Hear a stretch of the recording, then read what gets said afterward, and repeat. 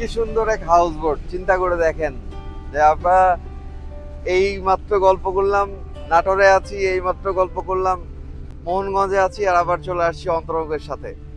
কি চমৎকার একটা জায়গা, কি চমৎকার একটা অনুভূতি।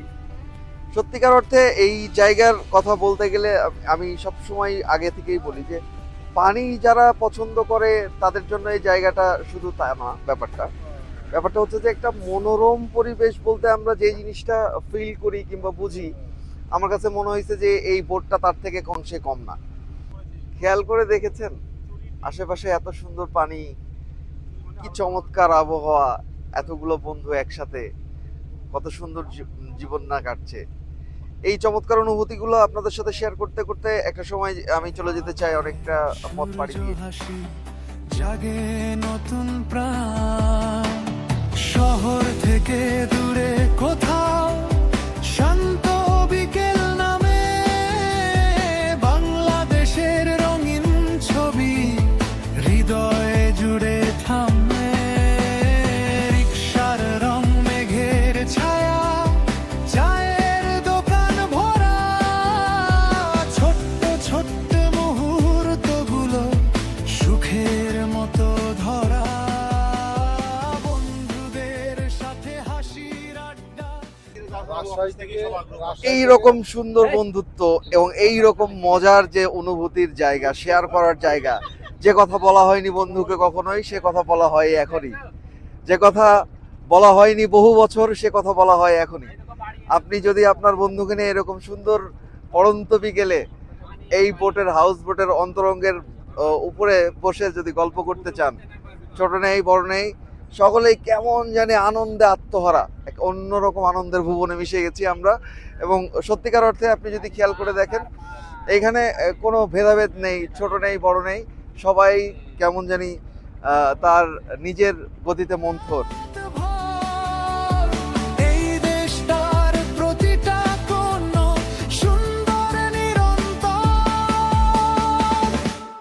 চল না সবাই হাতটা ধরি, হারাই নতুন সুরে, ভালোবাসার আলো জেলে যাই দূর বহু দূরে। ভাই একদম সিম্পলি মানে আপনি যদি বলেন যে আসলেই কেমন লাগছে আপনার এই এই জায়গাটা, মানে এই আজকের এই ট্যুরটা?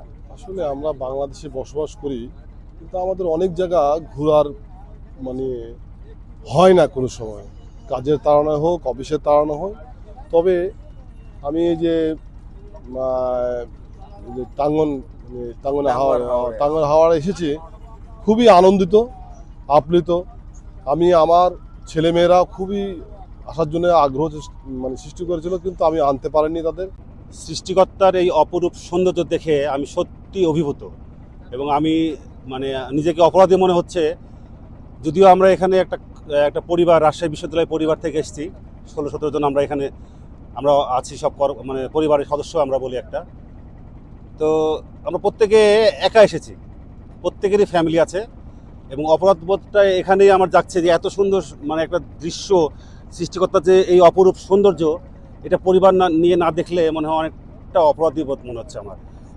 চলো ঘুরি বাংলাদেশ, রঙিন সব বিশ্ব, প্রতিটা পথ গল্প বলে, প্রতিটা দিন বিশেষ। নদী পাহাড় সবুজ মাঠ, মিশে আছে প্রাণ, এই দেশটার সৌন্দর্যে হারিয়ে যায় জৈব।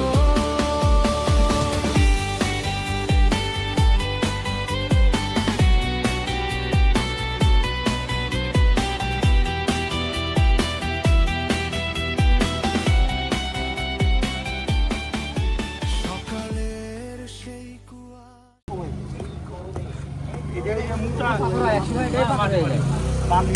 এটাই পাথর হয়ে যায় এক সময়। এই এক সময় পাথর হয়ে যায়।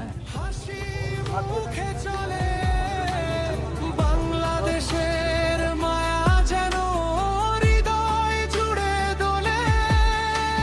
বৃষ্টি ভেজা বিকেলগুলো অন্যরকম ফিল, ক্যামেরাতে বন্দি করি তরিল ভ্রমণের এই গল্পগুলো স্মৃতির পাতায় রয় বাংলাদেশের সৌন্দর্যটা কখনো না ক্ষয় যদি মনটা ক্লান্ত আপনারা পর্যটক এলাকায় তারাই এটা সাধু নাম দিয়েছে যে সাধু কুয়া জি। এটা কতদিন থেকে আপনি দেখছেন যে এরকম পানি উঠতেছে? এটা আমার জন্মের আগে আপনার জন্মের আগে? আমার জন্মের আগে। মানে আপনার বাবারা কি এটা দেখছে? অবশ্যই হ্যাঁ, মানে এখানে অনবরত তো পানি উঠতেছে। 12 মাস। আপনারা এখানে কতখানি পানি নেন প্রতিদিন এখান থেকে? এটার কোনো হিসাব নাই, আচ্ছা, এটা হিসাব ছাড়া। হিসাব ছাড়া পানি উঠাচ্ছেন? হ্যাঁ, দর্শক, পানি কোনো আমরা কোনো কমার কোনো ইয়ে নাই। জমজমের পানির কথাই শুনেছি, যেখানে অনবরত পানি উঠতে থাকে। আমরা জমজমের সাথে তুলনা করতে পারি না, তবে সৃষ্টিকর্তার অমোঘ লীলা। আপনারা দেখতে পাচ্ছেন যে এখানে গ্যালনের পর গ্যালন পানি উত্তোলন হচ্ছে, মানুষ নিয়ে যাচ্ছে, গোসল করছে, ঝর্ণার পানি প্রবাহিত হচ্ছে, তবুও নাকি বছরের পর বছর, জন্মের পর জন্ম, আজন্ম পানি বেরোতেই আছে। খুব চমৎকার একটি মনোরম দৃশ্য। আমরা কথা বলছিলাম, চাচা আপনার নাম? মোহাম্মদ আবু সামা বলছিলেন, তিনি তার জন্মের আগে থেকেই দেখছেন এই পানির কুয়া, এবং আমরা খুব অভিভূত। রাজশাহী থেকে আমরা যারা এসেছি সবাই দেখছি, খুবই অভিভূত। ক্ষয়ে যদি মনটা ক্লান্ত হয় চলে এসো এখানে সবুজ হাওয়া শান্তি দেবে মেঘেরই ঠিকানা এই দেশটার মাটির গন্ধ হৃদয়ে ছুঁয়ে যায় বাংলাদেশের প্রতিটা সকাল নতুন স্বপ্ন গায় চলো